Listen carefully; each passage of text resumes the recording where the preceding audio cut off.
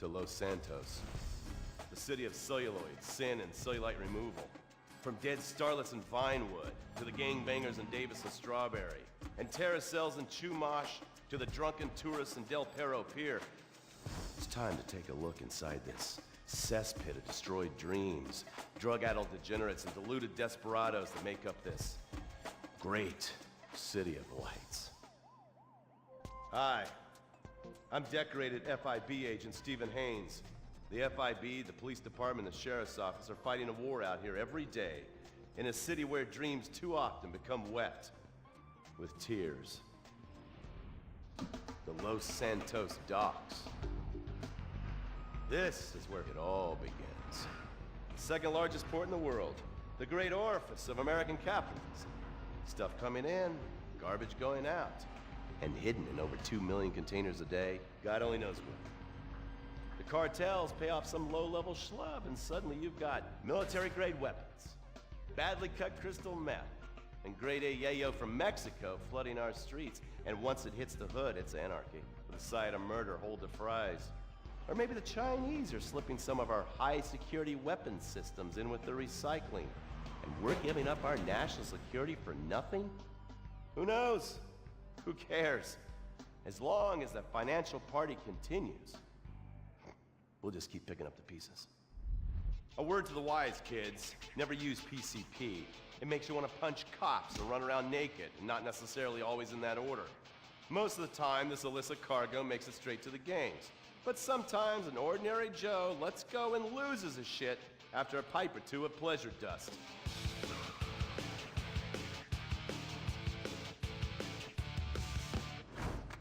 The Vagos. Bloodthirsty Chicanos with a predilection for pain, papaya juice, and spicy plantains. They're one of the largest Mexican street gangs in the city, with rumored connections to several major mafias.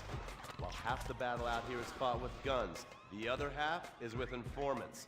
Sometimes you need to become the bad guys to bust the bad guys.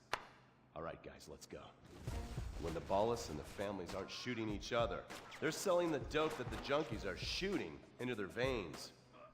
The families love sports almost as much as they love banging.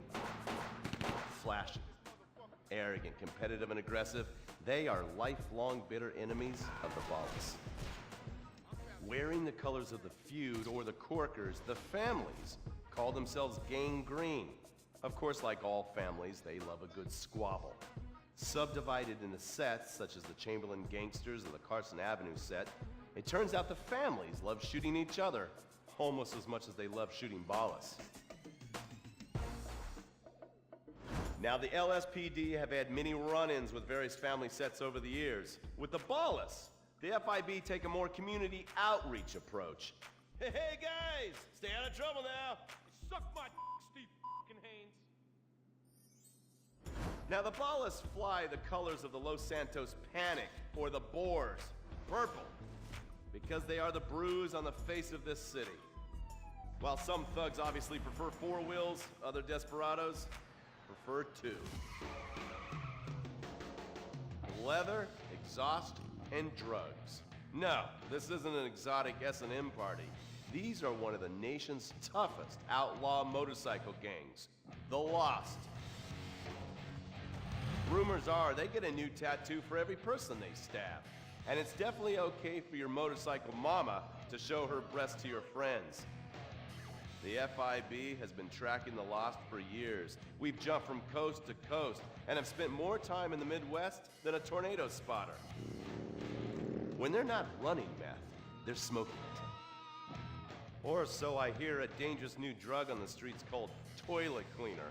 And believe me, your toilet will be cleaned after you've smoked some of it. Of course, Vinewood being Vinewood, it's not all about leathery dudes trying to show off on their motorbikes or roided up gangbangers stuck in some 90s time warp. This is the town that made mass murder into nostalgia. Of course, to become truly popular, your murder has to be both unsolved and gruesome. In a town full of alien spotters, adults dressed as zombies, and entertainers dressed as cartoon characters, it takes something particularly